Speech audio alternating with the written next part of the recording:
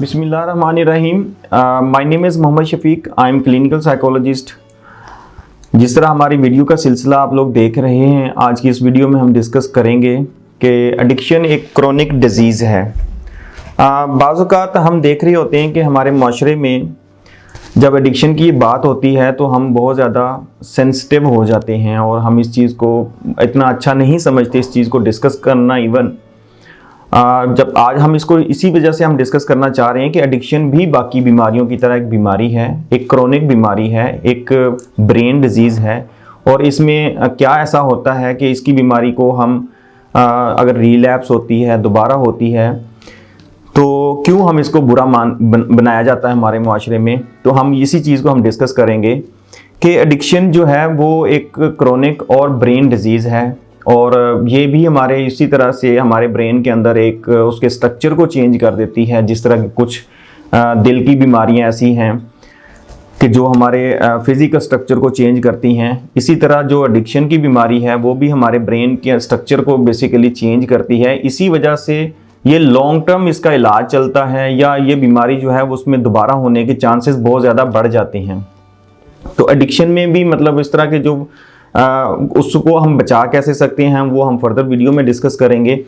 तो रीलैप्स की हम बात करते हैं कि रीलैप्स को जब हम एडिक्शन की वजह से जब रीलैप्स ज़्यादा होता है तो हमारे मुआशरे में इसके ट्रीटमेंट को ही इवन बुरा बनाया जाता है कि शायद इलाज अच्छा नहीं होता या उसके ट्रीटमेंट में प्रोफेशनल्स अच्छे नहीं हैं, इस वजह से रीलैप्स होता है।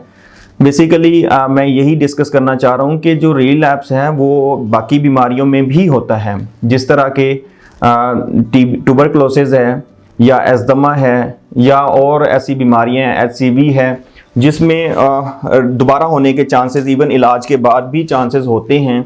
इसी तरह एक एडिक्शन भी एक वन ऑफ देम, उसी तरह उनकी बीमारियों में भी, एडिक्शन की बीमारी में भी दोबारा होने के चांसेस होते हैं इवन इलाज के बाद। चाहे वो इलाज अच्छा हो या उसमें जितना भी अच्छा इलाज किया जाए फिर भी उसमें दोबारा होने के चांसेस होते हैं, क्योंकि एडिक्शन जो है ये क्योरेबल नहीं है, ये मैनेजेबल डिजीज़ है।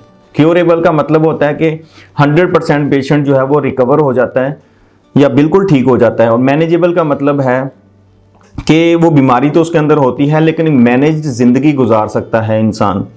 तो इसी तरह हम इस चीज़ को देखते हैं कि अगर हम रिलैप्स की बात करते हैं तो एस्थमा का जो रिलैप्स है वो एडिक्शन के रिलैप्स से भी ज़्यादा है।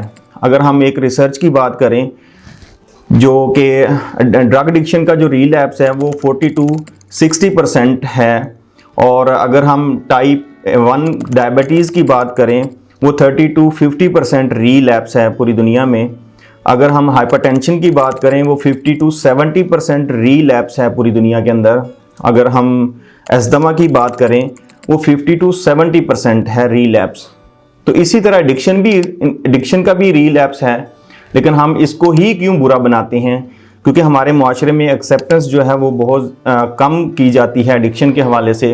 क्योंकि हमारे मज़हब को लेके, इस्लाम को लेके हम बाज़ औक़ात ये कहते हैं कि एडिक्शन जो है वो नशा जो है वो हराम है, और जो वो करता है उसको हम इस्लाम से दूर कर देते हैं या उसकी बीमारी को छुपाते छुपाते हम इस नहज पे पहुंच जाते हैं कि हम उसके इलाज से दूर भागते हैं और वो बीमारी को इतना ज़्यादा हम डेंजरस बना देते हैं। इवन हमारे मुआशरे में एडिक्शन की वजह से घरेलू इश्यूज़ होते हैं, सोशल इश्यूज़ होते हैं, प्रोफेशनल इश्यूज़ हैं।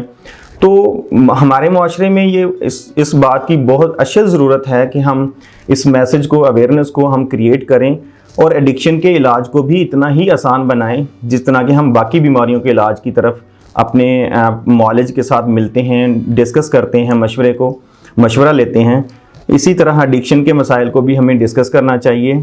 तो आइए हमारे पास आइए, हम आपको इसकी बेहतर डिज़ीज़ कॉन्सेप्ट देंगे, बेहतर तरीके से हम आपको इसका मशवरा देंगे और आपका जो इलाज होगा वो फुल राजदारी के साथ रखेंगे।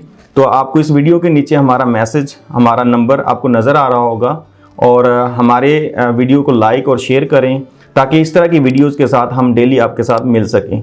Thank you very much.